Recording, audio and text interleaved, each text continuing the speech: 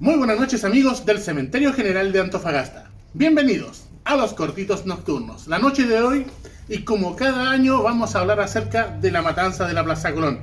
Pero para eso no estoy solo, tenemos un invitado de lujo. Y antes de presentarlo, primero, la intro.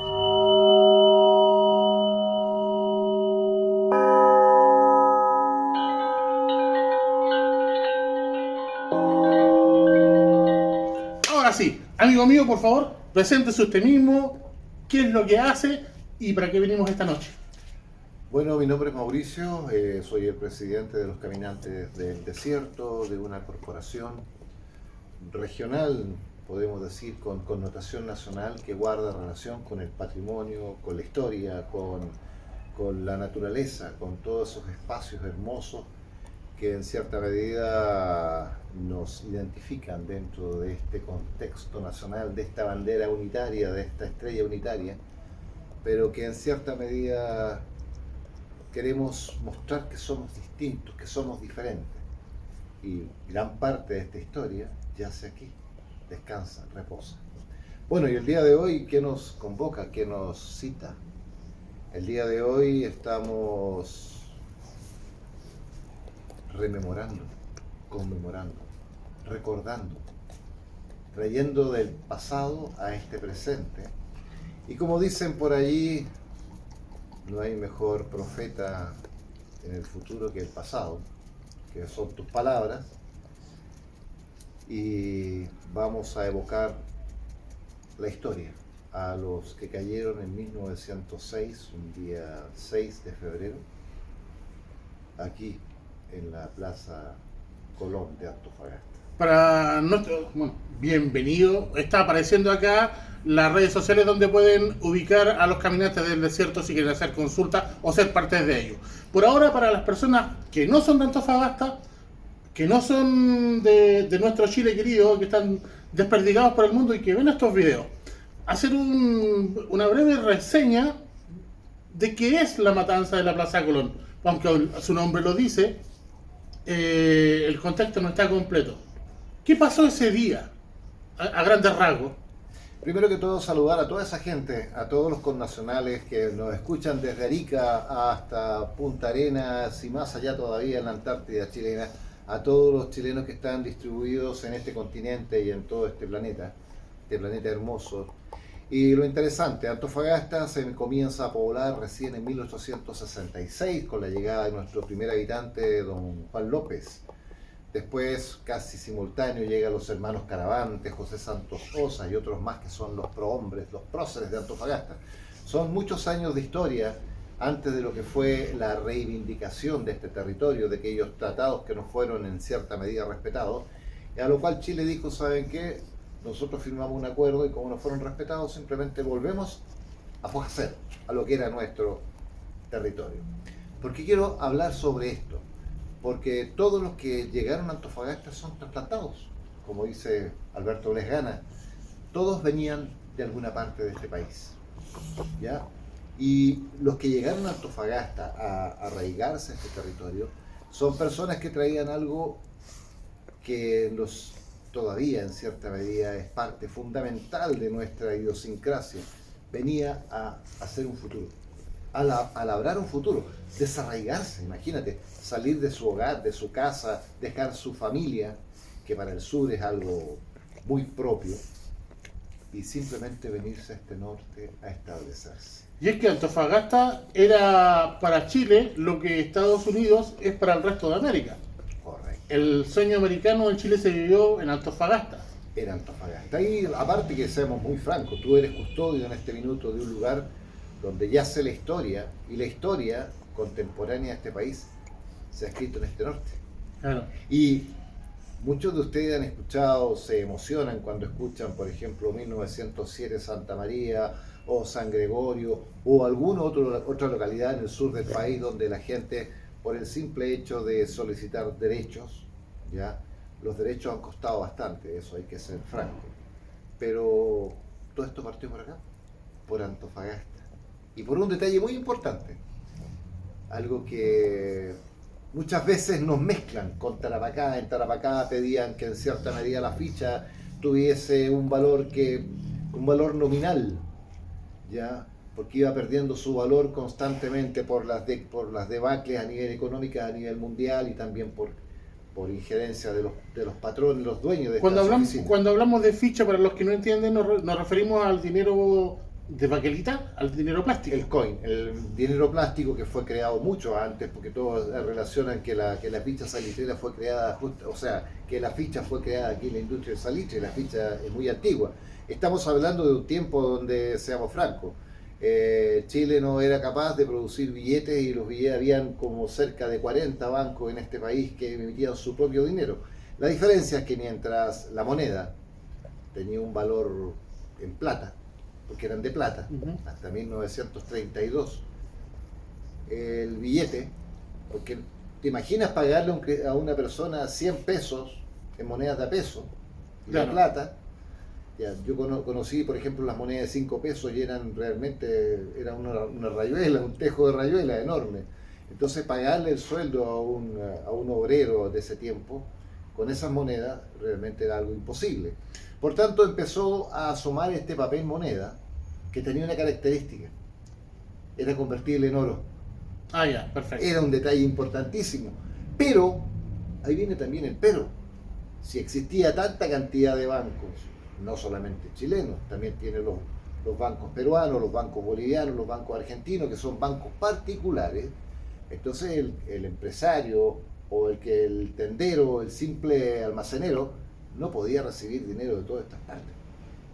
Por tanto, empezó a sesgar. Y esta oficina dijo, esta es la mía, pues yo saco mi propio dinero, como el circulante era escaso, y sacó la ficha de esta que le llaman ebonita, las fichas de ebonita, que era como algo similar al plástico, claro. Y con su propia nominación, en ese minuto, en moneda corriente. Ellos daban trabajo, pagaban con su propio dinero, y como era su dinero no podían utilizarlo en otros lados, por lo tanto, literalmente los trabajadores trabajaban por comida. En Tarapacá pasó eso, hay que dejarlo muy en claro. En Tarapacá el abuso llegó a ese extremo. Pero acá en Antofagasta te puedo contar de que existe parte de la historia donde se deja constancia de que acá el trabajador podía solicitar tanto en la remuneración en dinero propiamente tal, o también en fichas, ¿ya? Por ejemplo, el tema, entrando un poco en la historia, si la persona, por ejemplo, quería acceder a verduras, en ese tiempo se habla mucho de las pulperías, tratamos de buscar el término de pulpería, y viene justamente de donde vendían pulpas.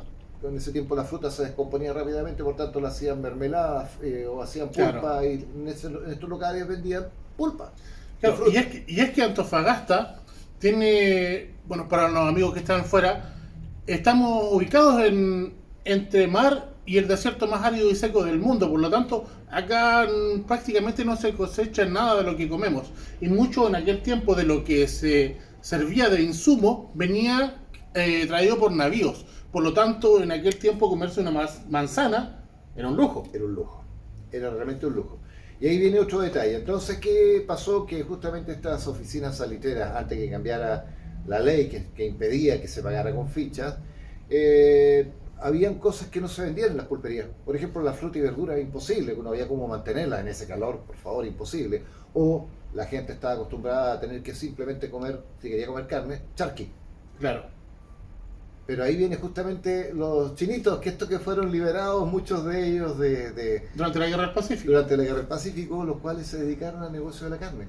Ellos con sus carromatos al desierto, sacrificaban al animal, entraban a la oficina y tenían que vender rápidamente la carne porque estas también se descomponían.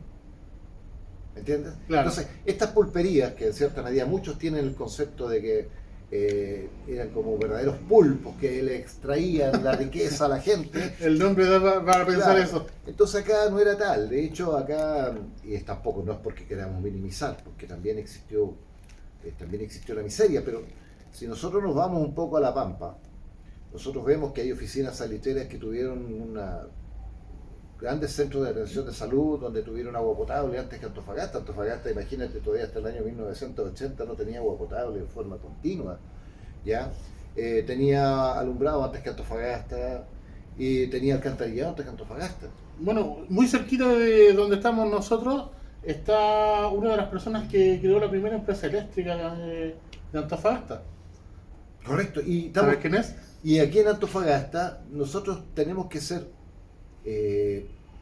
recordar, evocar que aquí en Antofagasta se estableció en la oficina Salinas ya la primera Alguien está contento, está tirando fuegos artificiales, por eso los parques están ladrando. Llegó la merca. Llegó el aceite. Se estableció la primera desaladora mediante energía solar. 1872. ¿Ya? Entonces este norte, que se empieza a poblar en 1866, y te vas dando cuenta de que va tomando una relevancia tal que ya para el año 1870 ya tenía una gran población, pero cuando se abre Caracoles, se descubre Caracoles, la minera de plata de Caracoles, los Antofagasta se pobló y realmente todo lo que había acá para sostener a la gente no daba abasto. Los barcos, el cabotaje era simplemente traer madera para la construcción, traer agua, porque el problema del agua, a pesar de que habían 6, 7 desaladoras, no daban abasto. Traer el combustible, en ese tiempo se cocinaba con leña o con carbón. ¿Ya? Pobre de aquel que dejase su casa sola porque se la desarmaban y la usaban para fuego. De hecho, también pobre nuestra pobre vegetación, porque también la gente se iba a los cerros y ahí cargaban con cactus, con arbusto, con lo que pillaran, porque había que hacer fuego para el... Pero las condiciones laborales empiezan a mejorar. Se desaparecen las fichas, ya hay más insumos para alimentos, hablábamos de los chinos, con sus negocios, llegaban mucho más barcos, Sí. Empezaron a encontrarse minerales y había más trabajo. Había más trabajo. ¿Cómo llega entonces a producirse lo de la matanza en Antofagasta? El tema de la ficha, de hecho el cambio de la nomenclatura de la ficha fue ya para el año 1900, casi 1920 y algo, si mal no recuerdo.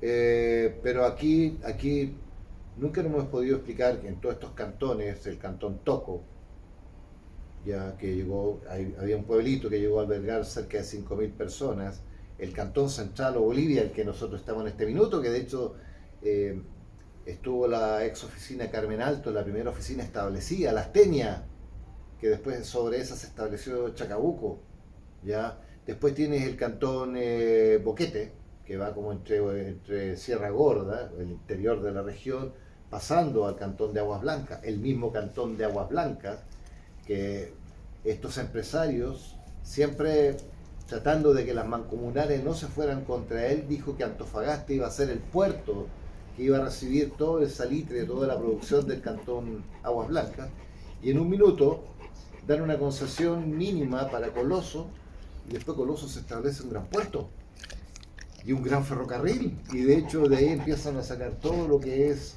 el salitre por el cantón, por el sector de Coloso, que llegó a ser una gran ciudad, una gran urbe, con 2 cines y un montón de estructuras más, y se nos queda fuera lo que es el Cantón Taltal.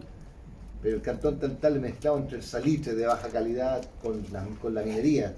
Pero Antofagasta se llena de cantones, se llena de oficinas salitreras, se llena de espacios mineros, no solo Caracoles, ¿ya? Tú mismo tienes acá al señor Camus, el mausoleo del señor Camus, que fue dueño de una de las más grandes empresas cupríferas que en la actualidad es Chuquicamata, Codelco, ¿ya? Pero cuando nosotros estamos hablando de 1906, estos hombres, mientras en Tarapacá están pidiendo que por favor el valor de la ficha tenga realmente valor y que mejor se les pague monetario, acá simplemente estaban pidiendo media hora más para ir a almorzar. Dejamos hasta aquí la primera parte. Mañana la segunda parte de esto, ¿ok? ¿Les parece? Amigos, dejamos hasta aquí, mañana seguimos y guardemos emoción porque ya mañana a fondo con Matanza de la Plaza Colón. Esto solamente ha sido la introducción. Gracias, amigos. ¿Seguimos mañana? Vale. Hasta mañana. Chao, chiquillos.